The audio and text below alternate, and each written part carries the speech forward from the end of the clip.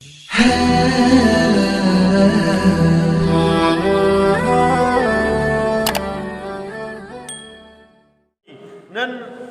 زمون د هغه بچي خیال ساتو چې کوم بچي ډېرې پیسې راوړي، د هغه بچي خیال ساتو چې د هغه خیر دی که د سهار په لمونځ کې نه وي، خیر دی که د قرآن تلاوت نه کوي، خیر دی که د هغه نور کار روزګار د شریعت مطابق نه دی، آرام یې دې راوړي، خو چې مال پیسې ډېرې راوړي د هغې بچي په سر لاس راکاږو، د هغې بچي بچو ته هم په ښه نظر ګورو، د هغې بچي ښځې ته هم په ښه نظر ګورو.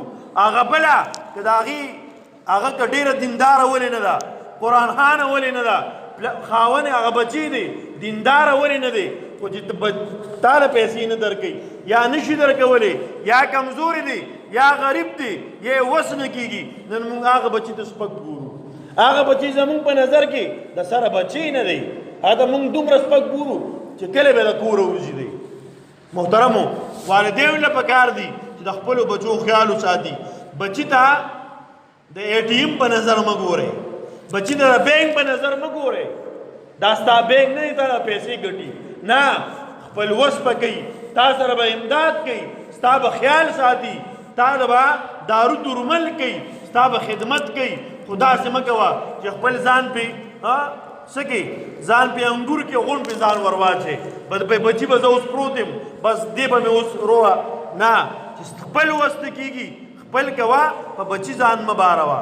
چې کله ته په هغه بوج شوې ور پرېوتې پې مجبوري دې شوه نه شي ګټلی، بیا بس بچي به دې غم کوي که نه. چې کله انسان کوي شي په خپلو بچو باندې خپل ځان بوج کول نه دي پکار. دا بچي د دې بچو خپل حقوق دي، بچو حق هم زده کول پکار دي. موږ د بچي حق هغه ته ورنکو بیا بچي مال هم حق نه راکوي.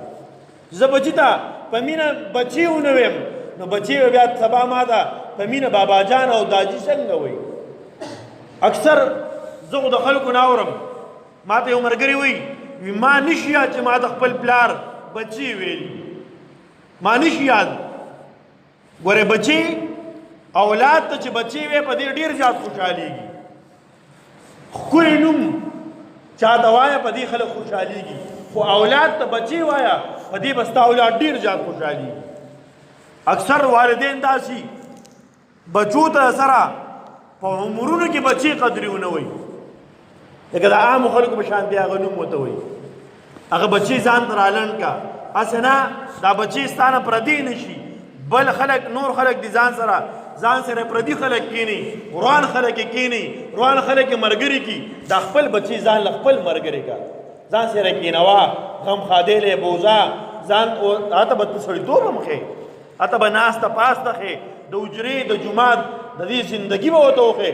او که نه هغه ته چې ته کور ته راننوځې هغه بار ته تښتي، چې ته بار ته راوځي هغه کور ته تښتي، ته حجرې ته ځې هغه کوڅې ته وځي، ته کوڅې ته راوځې هغه وروره کور ته ننوځي. نو دا خو ستا د پلار او د زوی منځ کې څه شی دی؟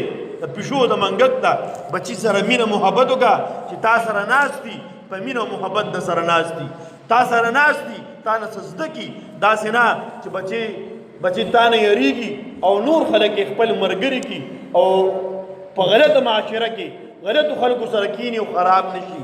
الله رب العزت تاسو ټول ته د بچو د حقوقو د پاسدارۍ او د هغې د زده کولو موږ تاسو توفیق را نصیب کړي او د هغې د حق د ادا کولو توفیق د الله را نصیب کړي.